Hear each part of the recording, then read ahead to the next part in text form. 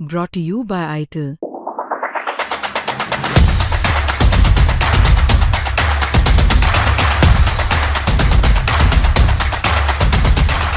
बेटा अपनी वाइफ को लेकर के ना बहुत परेशान था। वो उसका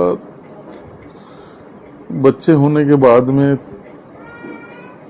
व्यवहार जो है ना, वो एटीट्यूड उसका बिल्कुल एकदम चेंज हो गया था। सेकंड ये है कि वो किसी की नहीं सुनती थी, और माँ उसके बाद फादर वो उसको समझाने के लिए कभी तैयार नहीं थे कि भाई तुम अपने पति के प्रति ऐसा श्रूड व्यवहार, क्रूएल व्यवहार, दुर्व्यवहार जिसको हम कहेंगे, वो मत रखो। उसने उसको कंटिन्यू रखा था उसके साथ। अब जैसा हमको पता चला, वो लगभग 2-3 महीने से बहुत ज्यादा डिप्रेस था, बहुत ज्यादा परेशान था। उसने अपनी सिस्टर को भी कहा, मेरी बेटी विधि भी वहीं रहती है डिफेंस कॉलोनी, अपनी मदर को भी खूब कहा। इन लोगों ने मुझे नहीं बताया। मैं बीच में भी अभी इनको समझा के आया था।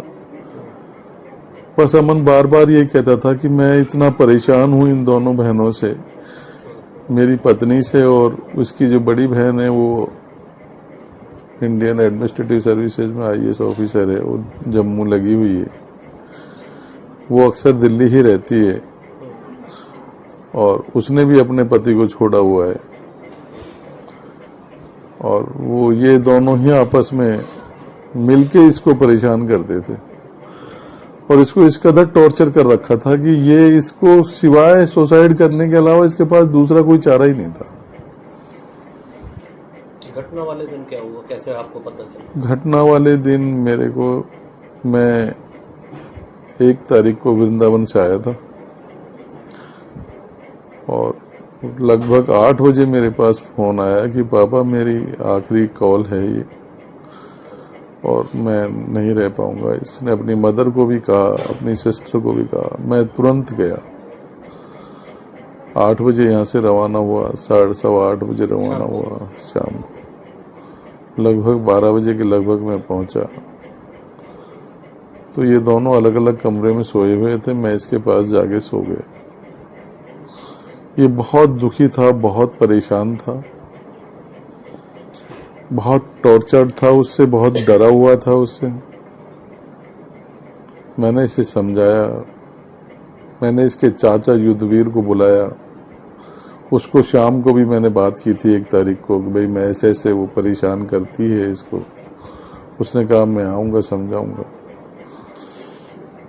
उसको सुबह 9 बजे बुलाया, उसने कोई रेस्पॉन्ड नहीं किया। आया और तुरंत चला गया। मैं इसकी बहन निधि के पास भी गया, भाई ऐसा क्यों कर रखा है।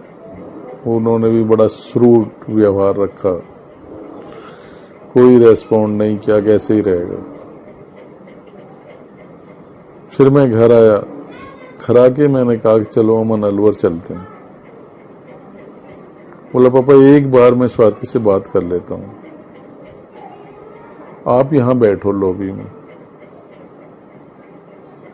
मैं वहां पर बैठ गया। इन्होंने रूम की कुंडी लगा ली। अंदर ही एक टॉयलेट था जो अटैच्ड। ये 1.5 घंटे बाद इसकी वाइफ निकल के आई और चली गई दूसरे कमरे में। मैंने पूछा अमन कहाँ है? उसने कहा मुझे नहीं पता कहाँ है। मैंने इधर उधर देखा, शायद इधर उधर होगा, वो नहीं मिला मुझे। मैंने फिर पूछा इससे, स्वाति अमन कहाँ है? बोला मुझे कह दिया ना, मुझे नहीं पता।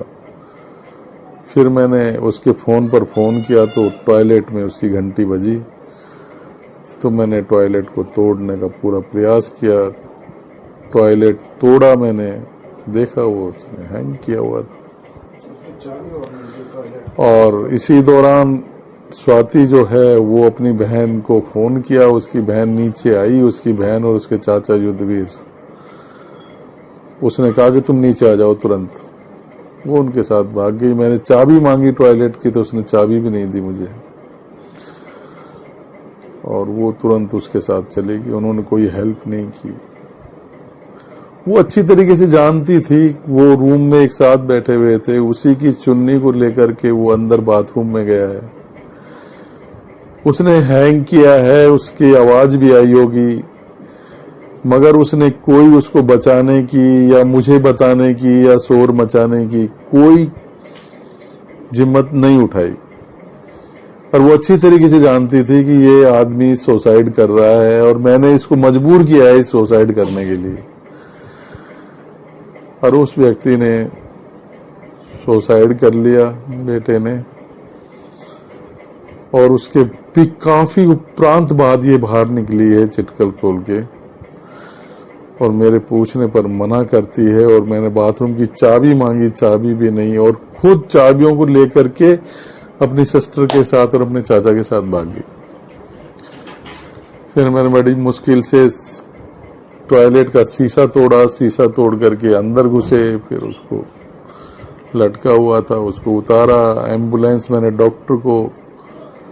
अपनी बेटी को और दामाद को फोन किया था, वो आ गए थे। एम्बुलेंस लेकर के डॉक्टर को लेके उसको ऑक्सीजन वगैरह लगाई, उसको सफदरगंज हॉस्पिटल ले गए। लेकिन सफदरगंज हॉस्पिटल में एक आईसीयू में उसको जैसे ही लिया, उन्होंने डॉक्टर्स ने उसको डेड डिक्लेयर कर दिया। कितने बच्चे हैं? उसके 2 बच्चे हैं, एक 25 महीने का है बेटा, और छोटा बेटा उसका लगभग 8.5-9 महीने का है। दोनों बेटे। शादी कब हुई थी? शादी 2022 में हुई थी, 2022 9 मई।